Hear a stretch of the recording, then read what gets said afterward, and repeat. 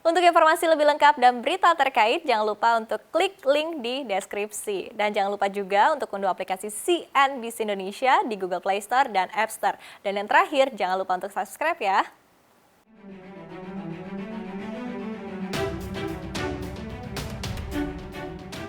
Anggaran belanja negara dalam APBN 2021 masih akan difokuskan untuk penanganan COVID-19. Presiden Joko Widodo menegaskan sektor kesehatan dan perlindungan sosial akan menjadi prioritas belanja negara di tahun depan. Dalam APBN 2021, pemerintah mengalokasikan belanja negara sebesar Rp2.750 triliun, tumbuh 0,4% dibandingkan alokasi belanja pada 2020.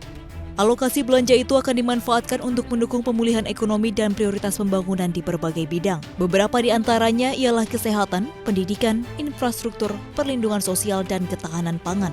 Jokowi pun memerintahkan jajarannya untuk segera membelanjakan anggaran tersebut pada awal 2021 guna mendorong pertumbuhan ekonomi di kuartal 1 mendatang. Bahkan, mantan Gubernur DKI Jakarta itu pun meminta kementerian dengan anggaran besar untuk melakukan lelang sejak Desember 2020.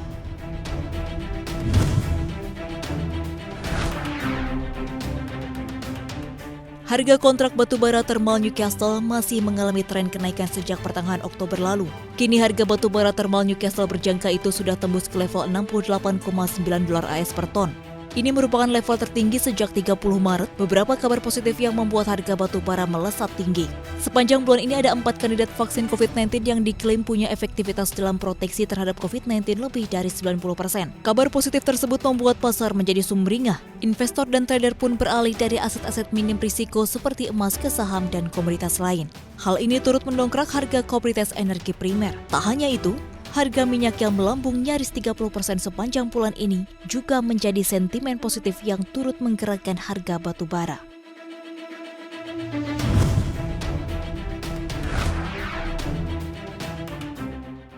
Pandemi COVID-19 menghantam sektor ketenagakerjaan di tanah air. Berdasarkan data Kementerian Ketenagakerjaan, tak kurang dari 29,12 juta penduduk usia kerja telah terdampak pandemi COVID-19.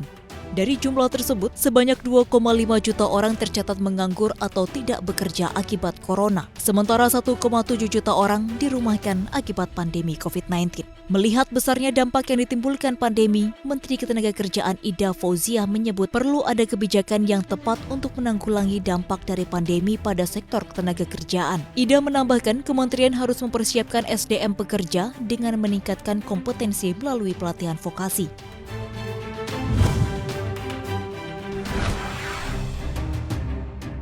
Pandemi virus corona membuat industri penerbangan terus berdarah-darah. Asosiasi Transportasi Udara Internasional, IATA, menyatakan potensi kerugian penerbangan global akibat pandemi virus corona mencapai 118,5 miliar dolar AS atau setara 1.650 triliun rupiah. Sebelumnya pada Juni silam, IATA merilis kerugian penerbangan global akibat pandemi virus corona hanya 84,3 miliar dolar AS. Dalam laporan terbarunya, IATA menyampaikan pendapatan para maskapai penerbangan di seluruh dunia sepanjang 2020 akan turun 60%.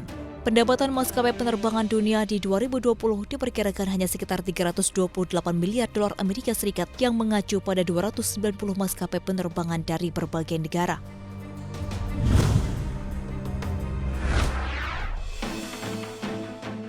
Hubungan India dan China kembali memanas. Kali ini, India kembali memblokir aplikasi asal negeri tirai bambu itu. India mengumumkan telah memblokir 43 aplikasi seluler dari China termasuk milik raksasa e-commerce Alibaba Group. Alasan diblokirnya aplikasi ini karena telah terlibat dalam aktivitas yang merugikan kedaulatan dan integritas serta pertahanan India. Ini kali keempat India memblokir aplikasi seluler China. Total aplikasi yang sudah diblokir mencapai 220 aplikasi termasuk aplikasi populer seperti Mobile Legends, PUBG Mobile, WeChat, TikTok, hingga UC Browser.